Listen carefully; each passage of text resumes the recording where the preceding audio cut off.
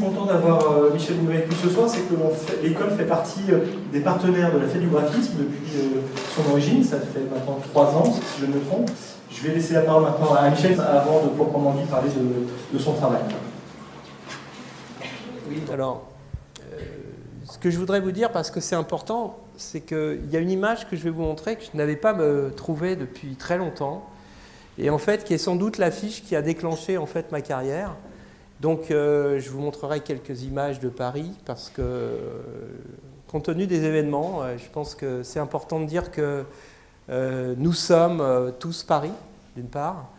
Ce sera le début, ce sera la fin d'ailleurs de cette projection. Que nous sommes graphistes en France, graphistes parisiens, et qu'on est dans une ville qu'on espère la plus ouverte, la plus universelle, la plus cosmopolite possible.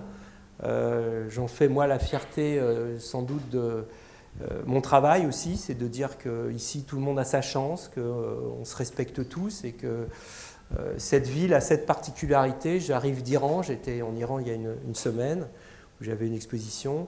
Et je peux vous dire que pour les Iraniens qui sont allés déposer des gerbes de fleurs devant l'ambassade de France, Paris, la France, c'est quelque chose, une chose qu'on ne sait pas ici, on a oublié ce que c'était, ce que nous représentons pour le reste de la planète. Et on nous renvoie à chaque fois ce formidable amour des étrangers pour notre ville, évidemment, mais aussi pour notre pays, notre culture, notre universalité. Et voilà, je tenais à vous le dire parce que c'est très important. Les Iraniens me l'ont témoigné. Avant mon exposition, il y a eu une minute de silence, il y a eu des discours, il y a eu beaucoup de choses qui ont été dites justement en hommage en fait, à toutes les victimes du 13 novembre. Et c'est important, c'est aussi pour vous qui êtes étudiants de savoir que partout dans le monde, il y a des gens qui sont avec nous, vraiment très fort. Voilà, alors je tenais simplement oui, effectivement, à rendre un petit hommage à Paris. Paris extramuros, j'ai envie de dire. Pour moi, Paris est la périphérie. C'est le chemin que j'emprunte tous les jours pour aller à mon atelier, donc place de la Bastille. Donc mon atelier est situé dans le 11e arrondissement. L'avantage, c'est qu'on a de chaque côté, en fait, de très belles verrières qui nous permettent d'éclairer comme ça l'atelier. Alors aujourd'hui, je vous le dis, je ne travaille pas seul. Nous travaillons, aujourd'hui, nous sommes 6. Donc 5 graphistes, plus une personne qui travaille quasi exclusivement sur justement la fête du graphisme et toute l'organisation des expositions. Alors je vous ai parlé de cette image que j'ai retrouvée il y a environ une semaine et que j'avais envie de vous montrer. C'est l'affiche qui a sans doute déclenché ma carrière. Je suis parti à la fin des années 70 quand j'étais étudiant à l'école des Beaux-Arts à Paris. Je suis parti à Prague, en Tchécoslovaquie. Alors imaginez une ville toute grise, en plein hiver, avec de la neige, sachant qu'on était à ce moment-là dans le bloc communiste et que les Tchèques n'avaient pas le droit de parler aux étrangers. Il n'y avait d'ailleurs aucun touriste. Et la seule chose, en fait, qui éclairait vraiment cette ville, c'était les magnifiques affiches qu'il y avait sur les murs de la ville. Et cette affiche, en fait, je l'ai récupérée à Prague et je l'ai ramenée dans mon atelier de l'époque. Je l'ai encadrée et je pense que c'est sans doute celle-ci qui m'a donné envie de devenir affichiste. Alors là, quelques images, non pas vraiment de mes débuts, mais disons de la première partie de ma carrière, où je travaillais à ce moment-là évidemment sans l'ordinateur, qui n'existait pas vraiment à l'époque, et je travaillais beaucoup sur la photographie en couleur, avec un travail typographique qui essayait de se libérer, on va dire, des contraintes de la typographie classique. Celle-ci, qui est une commande en 1991 de l'Opéra de Montevideo en Uruguay, en Amérique latine, c'est une affiche qui a été refusée par l'Opéra pendant plus d'une semaine et qui finalement a été acceptée en fait par le directeur de l'Opéra et son équipe, à regret, on va dire. Et la chance que j'ai eue, c'est que cette affiche a eu le Grand Prix de la Bibliothèque nationale et j'ai pu comme ça leur communiquer le fait que, bon, en France, on pouvait quand même célébrer ce type d'image. Voilà, ça, ce sont des affiches aussi de cette époque, début des années 90. Je travaille beaucoup la photographie couleur, donc c'est pour le Centre dramatique national de Montpellier. J'aime beaucoup faire des espèces de ruses à travers les affiches. Et si vous regardez bien cette image, Vous voyez que en fait, la contreforme du café, en fait, quand vous voyez ça, en fait, c'est la Bretagne, donc c'est la France d'ici et c'est l'Algérie en face. Voilà. Celle-ci est une affiche importante pour moi parce que c'était l'ouverture du Festival d'Avignon d'une part et surtout la première pièce jouée par des comédiens de couleur. Il y a 10 comédiens de couleur dans cette pièce et à cette occasion on a photographié donc l'acteur principal et j'avais fait sertir, si j'ose dire, une sorte de couronne avec vous voyez, ces tours d'échecs coupées dans le milieu. Un spectacle de Jean Genet sur la guerre d'Algérie qui a été interdit par les autorités françaises. Là, j'ai utilisé une photographie qui avait été prise par un photographe qui photographiait les jeunes algériennes du sud algérien. Et en fait, ce que vous voyez par-dessus, c'est des successions de calques, de films qui figurent comme une sorte de paravent de papier. Pour le mois du graphisme des Chirolles en 1996, c'est toujours difficile de faire ce type d'affiche parce qu'on sait qu'on est attendu au tournant par tout le monde, les étudiants, les confrères, etc.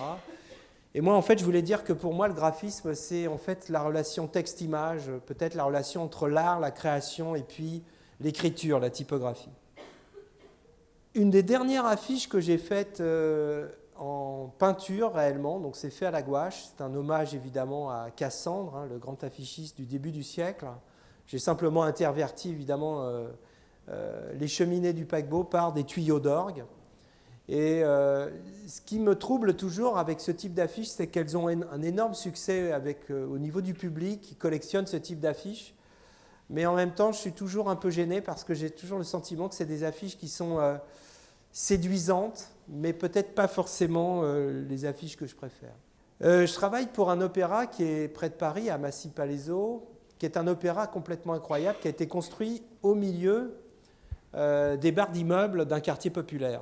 Donc là, l'idée, c'était de faire des affiches très simples, avec une charte graphique extrêmement solide, avec le logo de l'Opéra de Massy, vous voyez, qui est très simple, avec juste ce haut qui est comme une note de musique, et la typographie qui est toujours à peu près au même endroit et qui est une police de caractère qui vient de la fonderie Émigre aux États-Unis, qui s'appelle la Los Feliz.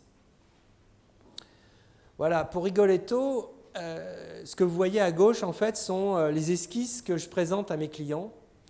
C'est-à-dire qu'avant de faire une affiche, en fait, je réalise une douzaine, des fois une vingtaine d'esquisses différentes qui me permet en fait de négocier, si j'ose dire, avec mes clients sur le fait qu'on va choisir la meilleure image peut-être possible de celle que je leur propose. Madame Butterfly, donc, vous voyez toujours les esquisses. Alors évidemment, les esquisses sont un reflet relatif de ce que ça peut devenir par la suite, mais je pense que c'est une indication importante et le travail avec le client qui consiste en fait à éliminer progressivement toutes les esquisses qui nous paraissent les moins bonnes et ne garder que les 2 ou 3 dernières est toujours un moment assez palpitant à vivre avec les clients. Alors Madame Butterfly, c'est l'histoire d'une femme qui est amoureuse une japonaise qui est amoureuse d'un capitaine de vaisseau américain qui est en train de la tromper avec une américaine. Et donc vous voyez l'idée de l'ellipse en fait de la Lune sur le Soleil qui représente le drapeau japonais. Là, c'est intéressant parce que pour Turandot, j'avais vraiment 2 images que je souhaitais vraiment exploiter. C'était l'image de la guillotine, en fait, avec le concept de la pagode chinoise, puisque ça se passe en Chine et c'est une histoire de mort. Et là, en fait, mon client, le directeur de l'opéra, m'a dit « Non, mais Michel, là, vous allez faire peur à tout le monde avec cette guillotine. » Et finalement, on est parti sur l'idée du tambour avec les 2 épées. Et finalement, je pense que le choix était bon parce que je pense que la composition en fait, de cette image est sans doute plus réussie d'une certaine manière que celle que j'aurais pu faire avec les autres. Pour un affichiste, ce qui est parfois compliqué, c'est qu'on a souvent la même thématique, le même texte ou le même opéra à traiter. Donc Faust, j'ai dû le traiter au moins 4 ou 5 fois. Alors là, toujours pareil, l'idée évidemment de Faust qui vend son âme au diable, et puis d'autre part, la contextualisation en bas avec les maisons bavaroises de l'Allemagne, du sud de l'Allemagne. À un moment, j'ai été contacté par une sorte de compagnie de théâtre qui s'appelle Éclat Théâtre, et qui m'ont dit on va faire des spectacles tout public. Alors quand on me dit tout public, moi je sais ce que ça veut dire qu'en fait c'est des spectacles pour les enfants. Et du coup, ils m'ont demandé de faire des petites affiches au départ, et Ensuite, elles allaient devenir plus grandes, mais c'était des 40-60. Et en fait, pour moi, le défi, c'était de faire des images très simples, très reconnaissables par rapport au thème, et ensuite d'avoir une charte graphique extrêmement rigide qui permette de décliner en fait toutes les informations. Parce que vous voyez par exemple en bas, il y a énormément d'informations, les téléphones, les dates, les lieux, etc. Et là, j'ai essayé de tout compresser dans une sorte de bandeau. La typographie aussi ne bouge jamais, c'est la même police de caractère utilisée à chaque fois pour essayer vraiment de signer ces images, d'autant que la difficulté pour des petites affiches, notamment, ce qui est rarement le cas pour moi, je fais plutôt des affiches en grand format, c'est comment elles existent en fait, par exemple, sur un mur dans une école, dans un lycée, dans un collège ou dans un gymnase. Elles sont au milieu de tout un fatras d'informations et comment elles peuvent exister. Alors celle-ci, qui est sans doute la plus réussie de toute la série, hein, malheureusement, mon client a fait faillite entre-temps, donc la collaboration s'est terminée.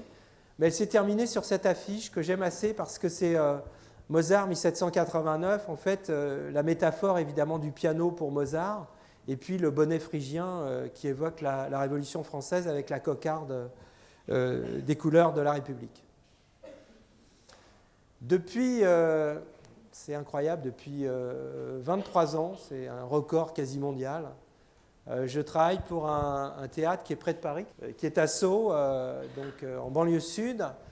Et très rapidement, en fait, j'ai installé, comme vous voyez sur la fiche de gauche, en fait, une charte graphique extrêmement solide aussi, avec le logo Les Gémeaux qui est toujours en vertical. Donc, dans un premier temps, j'ai travaillé les affiches en couleur, photocouleur, et à un moment, je me suis rendu compte que beaucoup de gens l'utilisaient, que ça se noyait dans la publicité aussi environnante, qui emploie beaucoup de photocouleurs, et donc on a décidé en fait de travailler en noir et blanc. Alors quand on dit noir et blanc, en fait, c'est complètement faux. En fait, c'est deux couleurs, c'est un noir et un gris Pantone, qu'on a mis plus d'1 an à trouver pour faire une bichromie qui fonctionne le mieux possible. Ça, c'est une affiche qui a été coproduite par le Théâtre National de Toulouse, qui l'a refusée en prétextant que c'était une image beaucoup trop violente. Donc la pièce de Shakespeare, en fait, évoque l'impossibilité d'amour entre les hommes et les femmes. Et évidemment, ce sexe féminin réalisé avec des clous les a profondément choqués. Et je dois dire que le Théâtre des Gémeaux, avec qui je travaille maintenant depuis si longtemps, et eux, ils ont accepté cette image qui, du reste, par la suite, a été primée à de nombreuses reprises dans des biennales internationales et qui m'ont, d'une certaine manière, donné raison sur peut-être la justesse du concept. Autre image qui a été, évidemment, alors elle, carrément censurée, c'est l'histoire de Marguerite Duras. Son mari est emprisonné pendant la Deuxième Guerre mondiale. Et elle rencontre un homme qui est proche de la Gestapo et elle essaye de savoir s'il va être exécuté, envoyé à Auschwitz ou emprisonné seulement ou libéré. Et en fait, cette image a été censurée par le Bureau de vérification de la publicité pendant près d'1 semaine, sous prétexte que c'était de la propagande nazie, ce qui est exactement l'inverse, puisque c'est la dénonciation en fait de la collaboration de certains Français avec les nazis, avec la Gestapo. On a rajouté évidemment l'insigne nazi et surtout la carte de France, qui a intrigué évidemment beaucoup de gens, mais qui racontait évidemment la complicité des Français avec l'appareil nazi. Boris Godunov, c'est l'histoire d'un homme qui veut prendre la place d'un tsar en Russie. Et vous savez que quand vous mettez 2 scorpions dans la même pièce ou dans le même bocal, l'un d'entre eux va mourir, ils vont se combattre.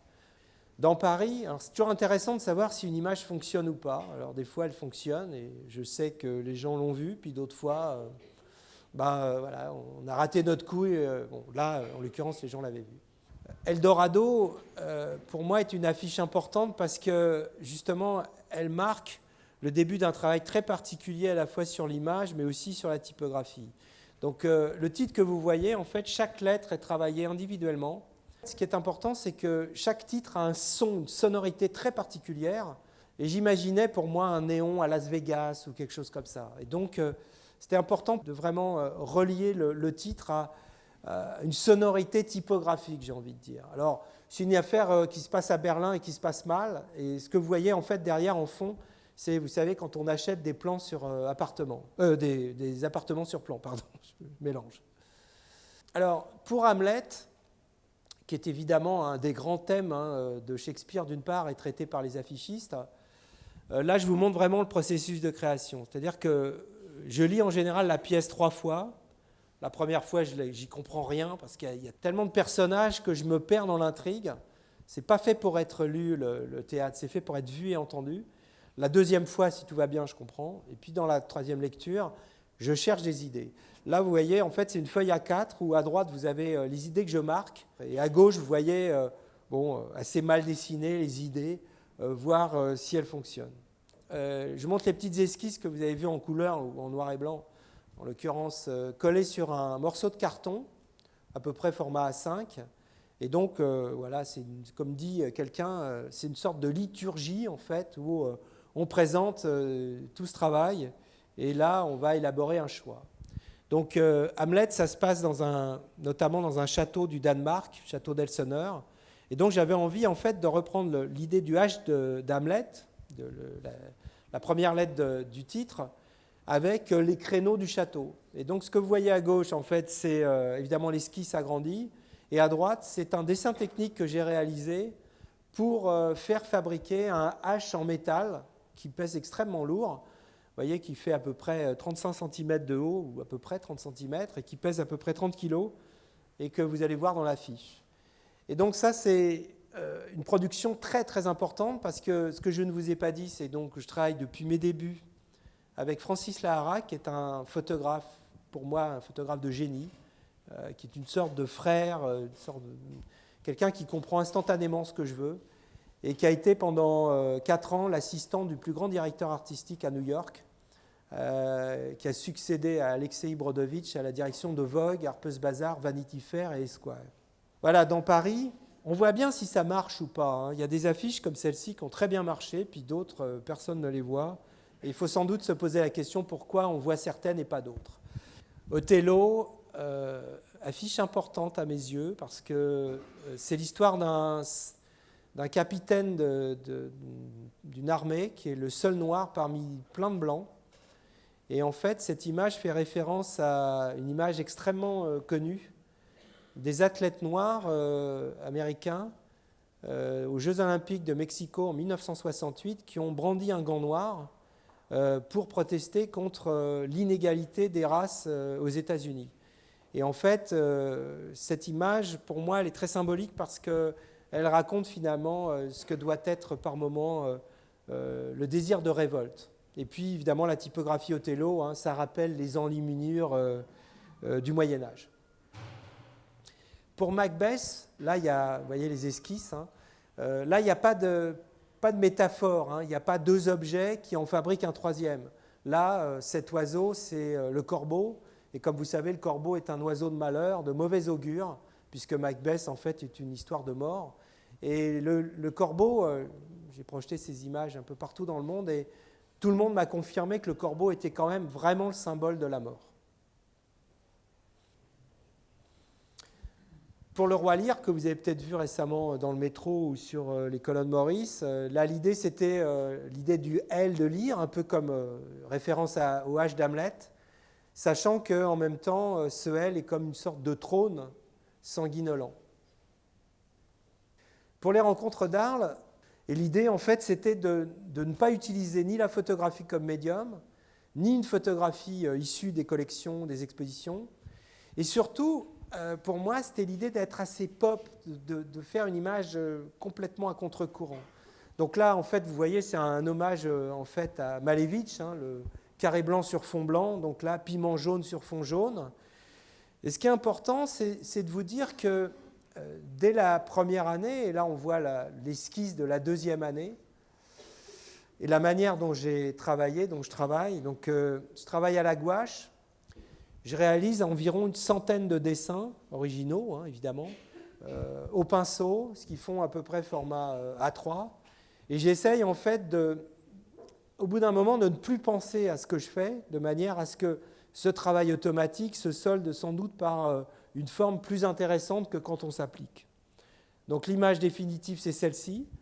Il y a une chose qui est importante à te dire, c'est que quand je suis allé la première fois pour rencontrer l'équipe d'Arles, ils m'ont dit « Ah, tu viens pour les RIP ». J'ai dit « C'est quoi les RIP ?» Les rencontres internationales de la photographie d'Arles. Alors là, j'ai dit « Non, mais là, 4 lignes sur une affiche, c'est impossible ». Et donc, avec François Hebel, le directeur, on a émis l'idée, en fait, de tout compresser avec simplement le nom de la ville et juste l'idée de photographie. Ce qui était quand même assez audacieux au début. Alors le tirage de l'affiche se fait chez un sérigraphe qui est dans la Mayenne, à 200 km de Paris. Et là, en fait, on travaille en 5 couleurs directes, c'est-à-dire qu'on travaille, c'est ce que vous voyez, les pots de couleurs, on travaille chaque couleur devant la machine, et donc on essaye d'avoir des teintes vraiment très particulières. C'est ni de la quadrichromie, ni quoi que ce soit d'autre. Vous voyez, par exemple, on a mis plus de 6 heures pour obtenir le vert. Vous voyez, l'image de l'affiche de gauche, en fait, n'était pas la bonne. Celle de droite est la bonne sur le mur. En fait, on n'arrivait pas à trouver le bon vert. C'était soit un vert militaire, soit un vert printemps, mais pas beau. Et une fois qu'on a trouvé le bon vert, au bout de 6 heures, je ne vous dis pas les imprimeurs comment on maudit pendant plusieurs années. Et en fait, dès qu'on a trouvé le vert, il a fallu refaire toutes les autres couleurs. Donc le citron pour l'avenue de Martin Parr, le photographe britannique. Et à ce moment-là, je commence à considérer que la typographie ne fonctionne pas comme je souhaite, elle n'est pas exactement ce que je veux. Et du coup, on décide de créer une police de caractère avec Odile Chambaud, ma collaboratrice, qui va créer l'Arlésienne Bold, donc une typographie qui est inspirée en fait des enseignes du début du siècle, et l'aubergine bold pour l'année de l'aubergine. Donc ça, c'est un travail considérable, évidemment, pour créer les polices de caractère. Donc vous voyez, là, la première version en fait, de l'Arlésienne bold dans l'affiche avec l'aubergine. La carotte, vous voyez, donc là, la typographie aussi utilisée pour l'avenue de Raymond Depardon. Le catalogue qui a été vraiment, je pense, pour le monde de la photographie, un peu une sorte d'ovni. Vous savez que les livres de photographie, c'est soit de la typo, soit une photo, soit les deux, évidemment. Et là, ces livres massifs, parce que les derniers font plus de 500 pages, c'était très curieux. Alors en 2007, on a dit, les légumes, les fruits, c'est bon, on va passer aux animaux. Alors évidemment, à chaque fois, les gens me disaient, mais pourquoi un légume, pourquoi un fruit, pourquoi, etc. Alors moi, je leur disais, vous savez, la photographie s'inspire de la peinture, et fruits et légumes, c'est l'idée de la nature morte. Alors on m'a demandé, mais les animaux, alors moi, j'aurais dit, c'est le portrait, évidemment, et le regard, qui était très, très important. Et là, pour Christian Lacroix, qui était le commissaire invité, là, je me suis vraiment, comme vous voyez, je me suis défoncé. Là, j'ai fait 16 esquisses? Non, il y en avait 20 au total. Alors là, c'était intéressant parce que lui, il a dit non, mais moi, je ne suis pas un prédateur, je ne suis pas un tigre, un lion, mais je ne suis pas une chèvre non plus. Donc il a pris, évidemment, cet oiseau, qui est un casoar de Papouasie-Nouvelle-Guinée, comme tout le monde sait, et tout le monde a dit ah oui, le pigeon, le poulet, la poule, le coq, etc. Et en fait, on a tout le temps entretenu en fait, une confusion incroyable sur les fruits, les légumes, mais aussi sur tous les animaux. Là, par exemple, les gens disaient la girafe, la chèvre, etc., alors qu'en fait, c'est une gazelle. Voilà, mais évidemment, on a... Alors, j'ai des regrets, par exemple, je ne ferai sans doute jamais ce joli panda que vous voyez quasiment en bas. Bon, voilà. Alors ça, c'est assez drôle parce que ce rhinocéros aux couleurs un peu, effectivement, un peu étranges, d'autant que François Hebel avait voulu, pour la première fois, mettre un slogan, du lourd et du piquant. Et moi, je lui avais dit, ouais, c'est nul, avec le rhinocéros, du lourd et du piquant, là, on est vraiment lourd. Puis en fait, ça a hyper bien marché. Après, je lui ai dit, oui, tu as raison. Et tout. Et puis, la confusion pour cet animal que tout le monde reconnaît, toute la planète. J'ai un copain qui habite chez moi en ce moment d'ailleurs, et qui est un très grand photographe. Et il m'appelle un jour et il me dit « Ah Michel, ta dernière affiche pour Arles, génial, j'adore et tout. Putain, ton hippopotame, il est génial. » Bon. Là, c'est pareil, c'est un zébu, donc tout le monde a appelé la vache, le bœuf, le taureau. Enfin, donc, voyez. Alors, il fallait quand même reconstituer quand même un sacré stock d'images à chaque fois, hein, parce que vous voyez, au total, j'ai dû faire je ne sais pas combien de centaines d'animaux. Hein. Le renard, que tout le monde a appelé le loup, voilà, alors, autre confusion. Alors sans doute, ça tient aux utilisations des couleurs, hein, parce que les couleurs, c'était un travail. Alors, ce que vous ne savez pas sans doute aussi, c'est que les va-et-vient avec la direction des rencontres d'Arles, on a eu, le rhinocéros notamment, on a eu 32 versions de l'affiche différentes, jusqu'au définitif. C'est-à-dire que tout était réglé au millimètre près. Là, c'était une édition uniquement noir et blanc, donc Arlene Black. Alors, ce magnifique signe que tout le monde a pris pour un canard, encore une fois. Bon. L'an dernier, c'était la dernière édition de François Ebel, le directeur, et la mienne aussi. Donc, on a décidé de faire une affiche qui convoquerait tout le monde, les légumes, les fruits, les animaux, pour une dernière parade. Donc là, évidemment, vous voyez, j'ai réuni cette image complètement psychédélique, en fait, l'ensemble des animaux. Alors, vous voyez, la reproduction sur les murs, c'est assez étonnant. Ils avaient fait appel à des élèves de l'école des Beaux-Arts de Nîmes qui ont reproduit, en fait, pour la dernière année, finalement, toutes les images qui avaient été faites pendant 12 ans. Le rhinocéros, qui a été particulièrement bien reproduit, d'ailleurs. J'ai félicité, d'ailleurs, son auteur. Et vous voyez, c'était drôle parce que, en fait, je crois que c'est à partir du rhinocéros, ils ont commencé à fabriquer, en fait, Gare et Connexion, ils ont fabriqué, en fait, une sculpture, donc ça pèse à peu près 350 kilos. Et alors les gens se photographiaient tous dedans. Alors, il y en avait 3, un qui était Gare de Lyon, un Avignon TGV, et puis l'autre à Arles. Alors là, juste un petit break. La photographie, pour moi, est très importante. Je voyage, comme je vous l'ai déjà un peu dit, je voyage tout le temps. J'ai la chance d'être invité un peu partout dans le monde. Et j'en profite pour photographier lors de mes voyages. Alors là, je vous parlais de Prague tout à l'heure. C'est Prague en 1977 à gauche. Et à droite, c'est New York en 1981. À l'époque, je travaillais uniquement en noir et blanc avec un Nikon argentique, évidemment. Là, j'ai réuni des images assez étonnantes. En haut, c'est en Albanie, dans le sud de l'Albanie, et c'est un tracteur qui est fabriqué après avec des pièces détachées de camions, de tracteurs, etc. En bas à gauche, j'ai eu la chance d'être invité au moment de la transition entre De Klerk et Mandela en Afrique du Sud, après la fin des sanctions économiques, et j'ai été invité donc à Soweto, qui est le plus grand township d'Afrique du Sud, et j'ai rencontré les artistes qui vivaient dans des conditions absolument incroyables. Vous pouvez remarquer qu'il n'y a ni eau, ni électricité, ni téléphone, ni tout à l'égout. À droite, je rentre dans un pays qui s'appelle l'Union soviétique, et je sors 15 jours après, ça s'appelle l'Estonie. Ce que vous voyez, en fait, sont des blocs de pierre qui empêchaient les tanks de l'armée soviétique de pénétrer sur le Parlement estonien. En haut à gauche, c'est le port de Valparaiso, au Chili. En bas à gauche, c'est Mexico. Alors, j'adore les murs à Mexico parce qu'en fait, ce que vous voyez là, par exemple, c'est une réclame pour un disque de rock mexicain.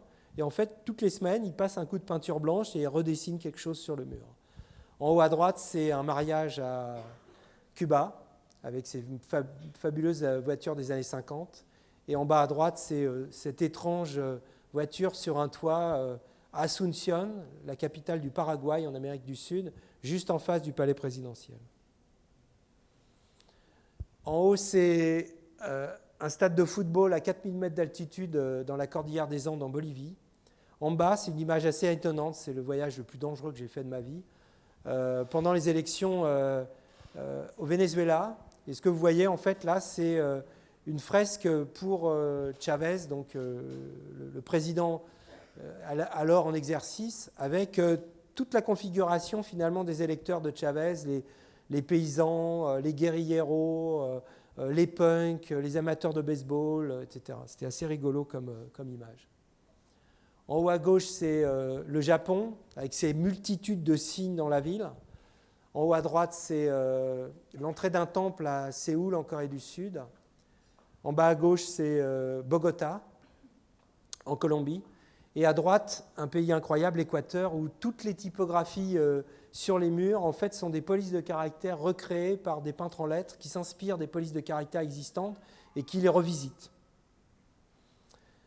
En haut, c'est le stade des Corinthians à Sao Paulo, où Pelé a commencé sa carrière au Brésil. Et en bas, c'est le quartier populaire de La Boca, là où le tango a été inventé à Buenos Aires, en Argentine. En haut, c'est le Bund à Shanghai, en Chine. Et en bas, c'est la prolifération des pancartes publicitaires dans une ville du sud de Taïwan, de l'île de Taïwan. En haut, c'est une petite station pour les pompiers en Australie, en plein bush.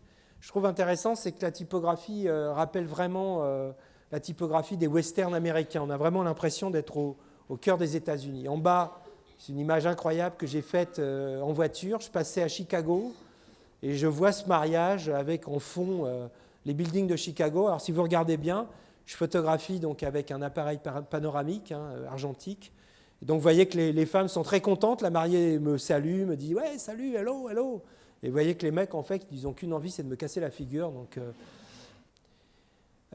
ici, en haut, le Canada, Québec, c'est en face de Terre-Neuve. Vous voyez la petite maison à côté de la maison. Et en bas, voilà, un autre type d'habitat en Irlande. Et là, la dernière photographie en voyage qui date de la semaine dernière, donc un marché à Ispahan en Iran. Pour terminer, quelques images de la pépinière théâtre. Donc là, Europeana, vous voyez, c'est la fin d'une brève histoire du XXe siècle, donc c'est l'histoire des guerres. Donc vous voyez, c'est le signe de la folie, évidemment, quand on pointe son index sur la tempe. Et évidemment, il y a quelque chose qui ne va pas, c'est qu'il y a, et ça tout le monde ne s'en aperçoit pas, il y a 6 doigts au lieu de 5. Rose, alors celle-ci, elle est passée limite quand même. Parce que, en fait, c'est l'histoire d'un homme avec son valet, et il parle de sexe tout le temps. Alors j'ai imaginé ces 2 champignons qui sont tout à fait anodins, à mon sens. Et en fait, les gens venaient au théâtre, ils sont allés voir les directeurs, on dit c'est vachement bizarre, le truc là à gauche, là, le champignon, là, il fait penser à quelque chose. Alors ils m'ont appelé, ils m'ont dit mais qu'est-ce qu'on peut répondre à ça? Je dis c'est pas compliqué, vous répondez qu'à gauche c'est un cep et puis à droite c'est un bolet. Dans le métro, en plus en gigantesque, c'était quand même assez impressionnant. Mais bon, j'ai des clients quand même assez compréhensifs avec mon esprit un peu espiègle, je dois dire.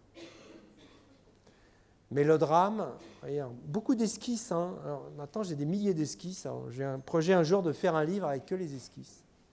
Alors là, l'idée, c'est qu'en fait, c'est une typographie qui est inédite et que je recompose lettre par lettre à la main.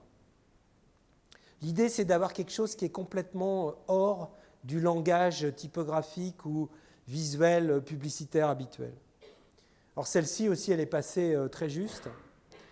Virginie Despentes, c'est une féministe qui a écrit ce texte, qui est un texte vraiment au vitriol, pas très tendre envers les hommes. Et donc je me suis dit, il faut absolument montrer l'aspect vraiment féministe de ce spectacle. Alors ça aussi, ça n'a pas été montré en Iran, je peux vous le dire. Celle-ci non plus d'ailleurs. Le plaisir, qui est l'affiche qui a sans doute été la plus remarquée de toutes mes affiches dans Paris. Alors, je ne sais pas, l'explication, c'est sans doute évidemment la simplicité du concept, on la voit dans Paris.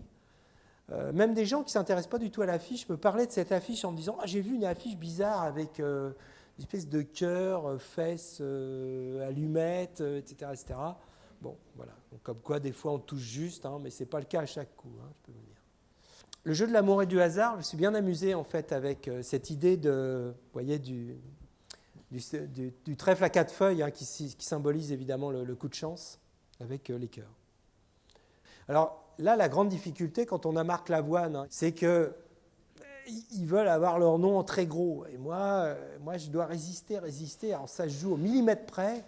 Et je râle et je dis non, si on met plus gros, on ne verra plus rien, etc., etc. Donc c'est un combat incessant.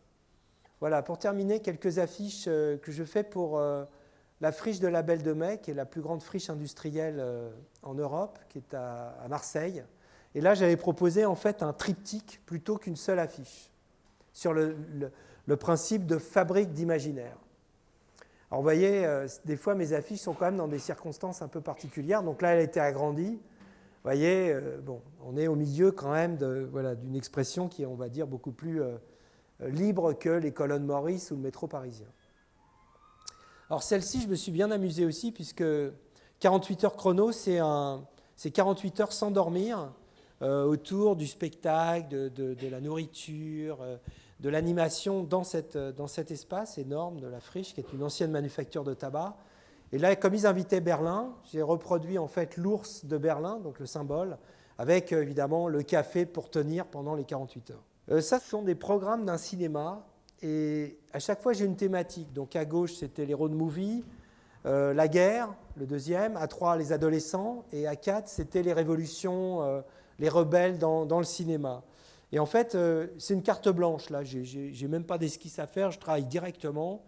Et je m'amuse beaucoup parce que c'est assez intéressant. Là, c'était l'idée des hallucinations à gauche, les fantasmagories. À droite, c'était les Mille et une nuits par un cinéaste portugais. Donc, vous voyez, les Mille et une nuits et puis le coq portugais.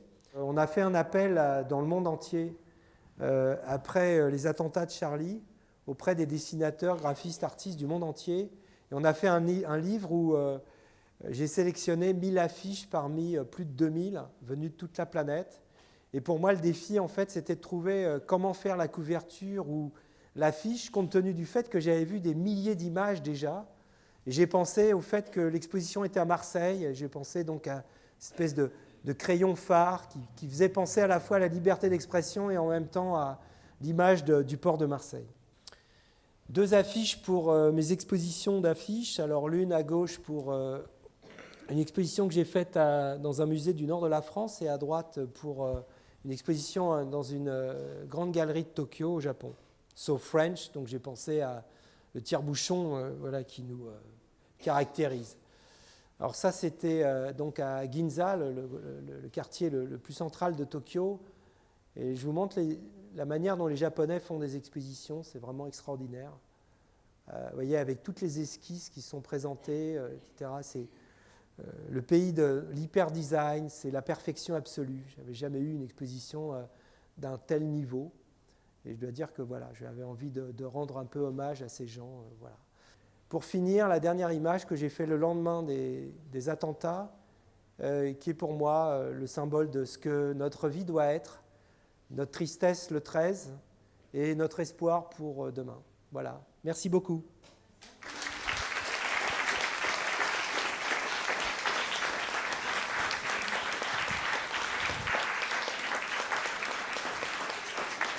Le graphisme, c'est vraiment un travail c'est un vrai travail de réflexion, c'est un vrai travail d'interaction avec les clients, avec les gens avec qui on travaille. C'est pas simplement fais-moi ci, fais-moi ça, j'aime pas le rouge, j'aime pas le bleu, quoi.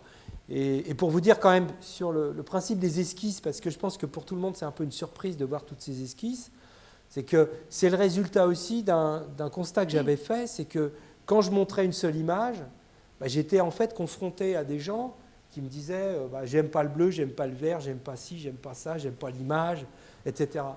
Et comme à l'époque où je faisais des affiches quand Internet n'existait pas et que je faisais 700 km dans la journée aller-retour pour aller montrer une affiche et que je me retrouvais rembarré avec ma pauvre affiche sous le bras à revenir à Paris en me disant j'ai tout à refaire, je me suis rendu compte qu'il valait mieux proposer plein de pistes en fait aux clients de manière à ce qu'ils choisissent. Et je vous dis quand même, parce que c'est vraiment une expérience incroyable, c'est qu'avec ce système des esquisses, là, la douzaine, quinzaine d'esquisses, je n'ai jamais eu d'affiche refusée depuis 25 ans. Et ça, c'est quand même intéressant. Ça prouve que si on discute, si on décide ensemble, et que donc on ne met pas les jambes dans le fait accompli, qui est, à mon avis, une erreur souvent, c'est de mettre les jambes dans le fait accompli, parce qu'en fait, ils ne savent pas comment faire. Ils n'aiment pas, ils aiment, ils n'aiment pas, ils ne savent pas, ils ne sont pas associés. Être associé au processus de création, je pense que pour beaucoup de gens, c'est vraiment un moment important. Mais dans les esquisses que je montre, alors je ne le fais pas exprès, hein, mais c'est qu'on n'est pas toujours inspiré, donc on fait des trucs qui sont très faibles. Mais on les montre parmi les 12, avec un peu de chance quand même, 2 ou 3 qui ne sont pas trop mauvaises. Et en fait, les faibles permettent effectivement aux gens de comprendre qu'on a fait un effort. On s'est planté, on s'est trompé, on a fait des trucs qui n'étaient pas bons.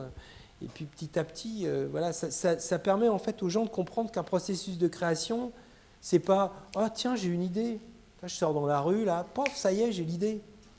Ça, j'y crois pas du tout, moi. Je crois que c'est un vrai travail, c'est un équilibre dans la tête aussi, de se dire, je me concentre, je vais travailler sur un sujet, je vais prendre 2, 3, 4 heures, je vais faire que ça. Et puis, bon, le résultat, ce sera des idées différentes. Et ensuite, une interprétation qui sera, du coup, on va dire, acceptée de facto par le client. Et donc, il faut s'adapter, en fait, comprendre que la personne en face va attendre telle ou telle chose, ou pas. Il faut le surprendre, etc. Donc moi, je considère que notre métier, par principe, c'est transformer la commande. Moi, je suis un très mauvais dessinateur, moi. Mais je le dis parce qu'il faut que vous le sachiez, c'est-à-dire que je dessine vraiment mal. Oui, alors quand je dis ça, les gens, ils rigolent en disant, oui, c'est... Non, non, je ne suis pas un bon dessinateur. Quand j'étais aux Beaux-Arts, les gens, ils dessinaient les nus, ils étaient tous Rodin ou de Vinci. Mais j'ai été très, très, très, très complexé. Et le piment jaune sur fond jaune m'a permis en fait de transgresser cette peur et de me dire, bah oui, je dessine mal, mais finalement, ça peut servir. Et du coup, j'ai compris qu'en fait, c'était la singularité en fait, du trait, de ce que l'on est, je ne dis pas moi, mais de ce que l'on est, qui fait qu'à un moment ou un autre, on peut devenir effectivement sans doute plus universel qu'on ne le croit. C'est ça qui est paradoxal. C'est que c'est notre singularité qui fait aussi qu'on peut être accepté par les autres. Et non pas le fait de suivre les modes ou de faire comme font les autres. Donc il faut chercher toujours, finalement, à être ce qu'on est, au fond. Mais moi, j'ai mis du temps à savoir qui j'étais, en fait. Et je vous le dis sincèrement, c'est relativement récent. En fait, comme quoi l'apprentissage est long, beaucoup plus long qu'on ne le croit. Donc voilà. Merci. Merci beaucoup à tous.